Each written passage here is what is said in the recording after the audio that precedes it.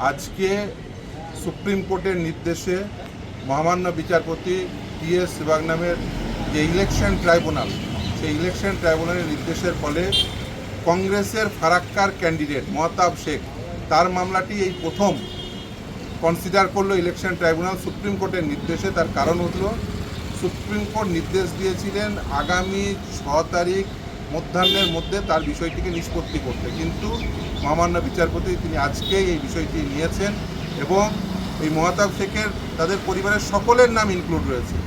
তিনি ফারাক্কার কংগ্রেস প্রার্থী, তার 3 সন্তান, 3 ছেলে 1 মেয়ে, প্রত্যেকের বার্থ সার্টিফিকেটে তার নাম রয়েছে, তার নিজস্ব পাসপোর্ট রয়েছে, আধার কার্ড রয়েছে, ভোটার কার্ড রয়েছে, প্যান কার্ড রয়েছে, ড্রাইভিং লাইসেন্স রয়েছে। এতদ সত্ত্বেও এত ডকুমেন্ট, সন্তানদের এডুকেশনাল কোয়ালিফিকেশনের ইচ অ্যান্ড এভরি ডকুমেন্টে বাবার নাম রয়েছে, সন্তানদের বার্থ সার্টিফিকেটে বাবার নাম রয়েছে। তার পরিবার, আমি একটি ফ্যামিলি ট্রি তৈরি করেছিলাম, সেই ফ্যামিলি ট্রির প্রত্যেকের নাম ইনক্লুড রয়েছে, কিন্তু গত 28/3/2026 অল অফ দ্য সাডেন এই কংগ্রেসের প্রার্থী, ফারাক্কার কংগ্রেসের প্রার্থী, তার নাম ডিলিট লিস্টে চলে যায়। তিনি ইমিডিয়েট আমার কাছে আসেন। আমি প্রথমে কলকাতা হাইকোর্টে অ্যাপ্রোচ করার চেষ্টা করি, কিন্তু মহামান্য বিচারপতিরা বলেন যে যেহেতু সুপ্রিম কোর্ট বিষয়টি দেখছেন, আমি সঙ্গে সঙ্গে ইমিডিয়েটলি সুপ্রিম কোর্টে মুভ করি।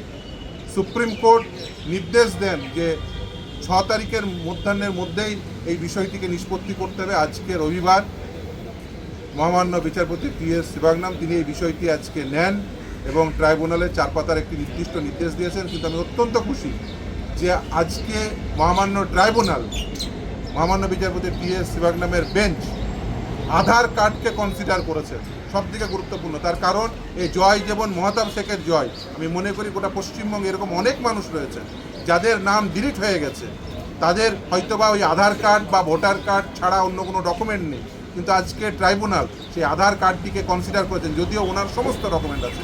কিন্তু আমি মনে করি যাদের নাম ডিলিট হয়ে গেছে তাদের নাম, অনেকেরই হয়তো আধার কার্ড এবং ভোটার কার্ড ছাড়া অন্য কোনো ডকুমেন্ট নেই, তাদের ওই আধার কার্ডটিকে কনসিডার করে আজকে কিন্তু প্রাথমিক ডকুমেন্ট হিসাবে আধার কার্ডটিকে কনসিডার করে রায় দিয়েছেন।